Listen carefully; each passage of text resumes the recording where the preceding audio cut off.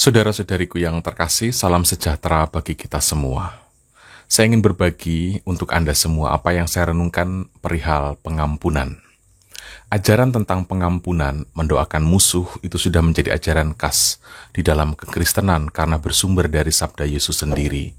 Namun baik kalau kita perlu untuk berefleksi perihal mengapa kita itu sulit untuk mengampuni.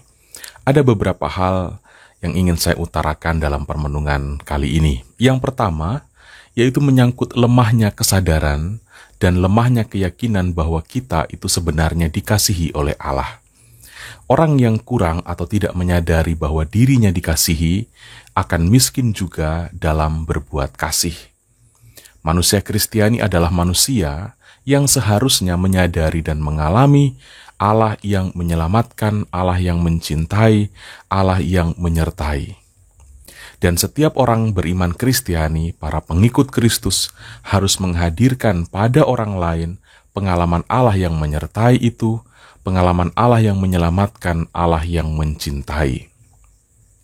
Di dalam gereja Katolik sendiri, sumber dan puncak dari iman akan Allah, akan Yesus Kristus adalah Ekaristi. Pengalaman Ekaristi adalah pengalaman Allah yang menebus, pengalaman Allah yang mengampuni, dan pengalaman Allah yang menyertai. Perayaan iman, yaitu Ekaristi ini diulang-ulang setiap hari agar kesadaran gereja, kesadaran umat Allah tentang Allah yang menyertai itu, Allah yang menebus, Allah yang menyelamatkan tetap berkobar di dalam hati setiap umat beriman. Dan selanjutnya kobaran kesadaran itu menuntun anggota gereja untuk menjadi agen-agen yang menghadirkan pengalaman Allah pada sesama atau pada dunia. Dengan kata lain, setiap orang beriman Kristiani, orang beriman Kristiani Katolik perlu untuk menyadari bahwa dirinya terpanggil untuk menghadirkan pengalaman akan Allah pada manusia yang lain. Salah satunya adalah dengan pengampunan. Pengampunan membahasakan pribadi Allah yang mengasihi. Saudara-saudari, hanya memang persoalannya adalah kesadaran perihal pengalaman dikasihi oleh Allah itu seringkali amat sangat rendah. Betapa mudahnya kita lupa tentang sejarah Allah yang menyertai hidup kita.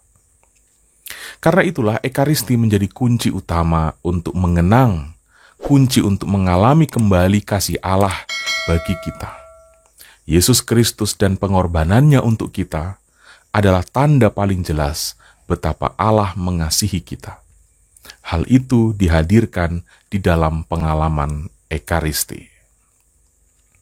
Ibadat sabda saja itu tidaklah cukup. Ada banyak nabi yang mengajar tentang kebaikan, tetapi hanya Yesus Kristus yang mengorbankan diri demi keselamatan umat manusia.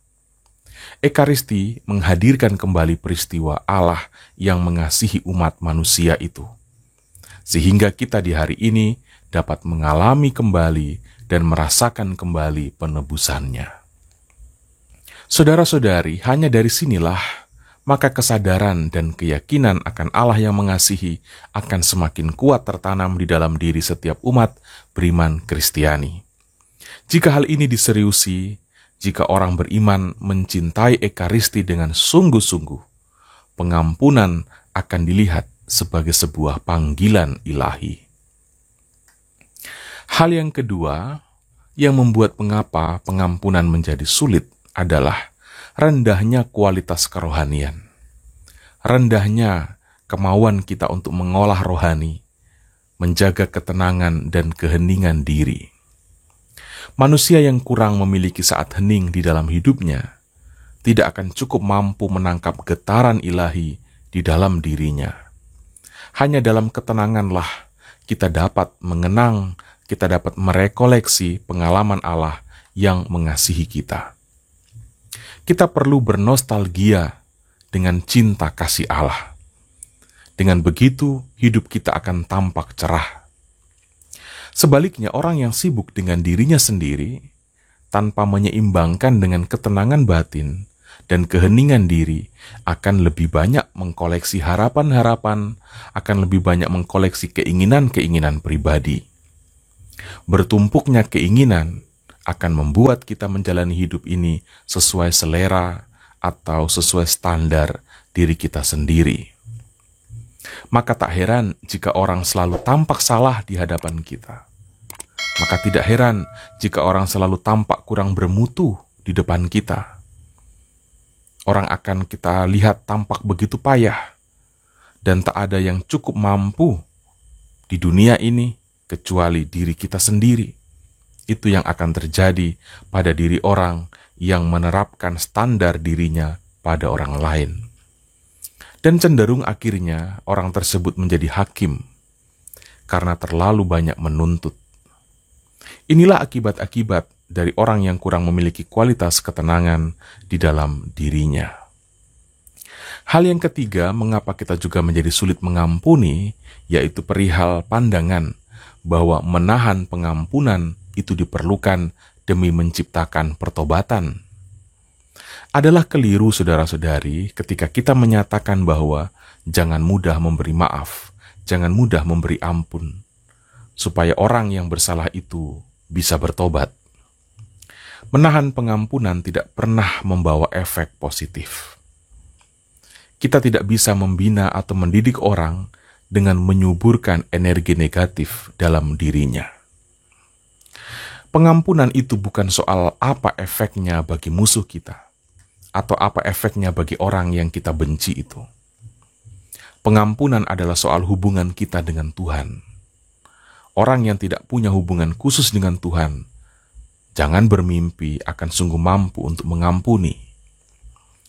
Jangan ngaku beriman, jangan ngaku beragama, jika kita masih menahan diri untuk memberi pengampunan. Mengapa saya berani katakan demikian? Sebab memberi pengampunan adalah tindakan konkret dari diri kita untuk ambil bagian dalam pekerjaan Tuhan. Orang yang tidak sungguh membangun hidup di atas hubungan dengan Tuhan akan sangat sulit untuk tiba pada titik pengampunan. Sebab ia tidak memiliki dasar yang kuat, tidak memiliki alasan, atau tidak memiliki motivasi yang benar untuk mengampuni. Saudara-saudari, pengampunan adalah jawaban ya atas panggilan ilahi untuk terlibat di dalam pekerjaan Allah, di dalam pekerjaan Yesus Kristus. Semoga kita semua akhirnya pelan-pelan bisa menjadi orang yang mampu untuk mengampuni dan tidak membiarkan diri kita mengakhiri hidup ini dengan masih menyimpan dendam. Saudara-saudari, Tuhan Yesus memberkati kita semua.